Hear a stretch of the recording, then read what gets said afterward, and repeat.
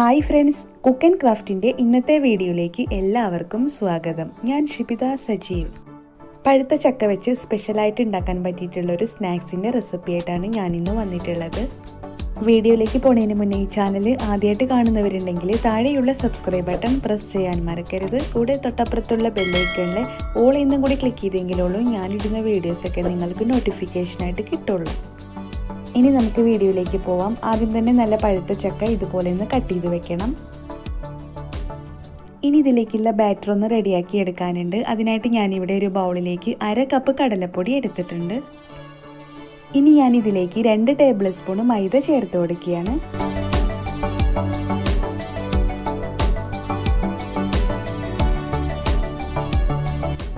മൈദയുടെ കൂടെ 2 table spoon ഗോതമ്പ് പൊടിയും ചേർത്ത് കൊടുക്കാം.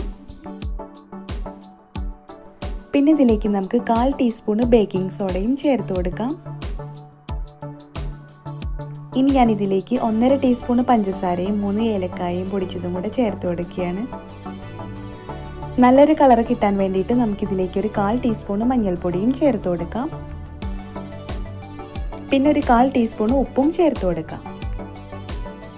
ഇനി ഇതിലേക്ക് നമുക്ക് കുറച്ചായിട്ട് വെള്ളം ചേർത്തതിന് ശേഷം നല്ലപോലെ ഒന്ന് മിക്സ് ആക്കി എടുക്കണം.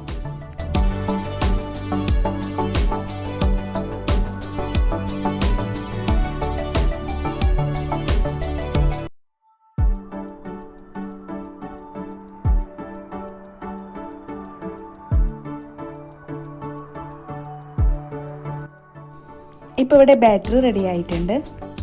ഈ ഒരു കൺസിസ്റ്റൻസിയിൽ വേണം ബാറ്റർ റെഡിയാക്കി എടുക്കാനായിട്ട്. ഇനി ഈ ഒരു സ്നാക്സ് ഉണ്ടാക്കാനായിട്ട് ഒരു പാനിൽ എണ്ണ ചൂടാക്കിയെടുക്കാം.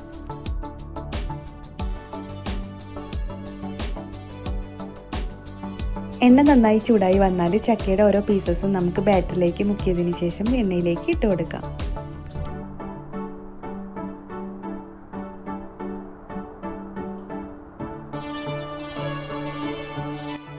ഒരു സൈഡായി വന്നാൽ നമുക്കിത് മറിച്ചിട്ട് കൊടുത്തും ഫ്രൈ ചെയ്തെടുക്കണം.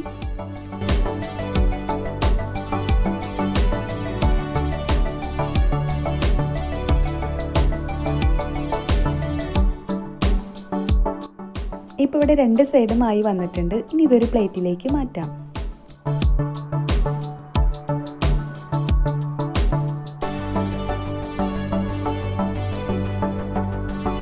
ഇതുപോലെ തന്നെ നമുക്കിനി ബാക്കിയുള്ളത് കൂടെ ഉണ്ടാക്കിയെടുക്കാവുന്നതാണ്.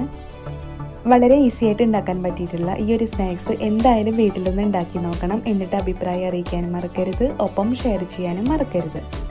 അടുത്ത നല്ലൊരു റെസിപ്പി ആയിട്ട് വരുന്നവരെ ഇന്ന് ഇവിടെ പറഞ്ഞു പോകുന്നത് ഷിപിത സജീവ്. Thank you.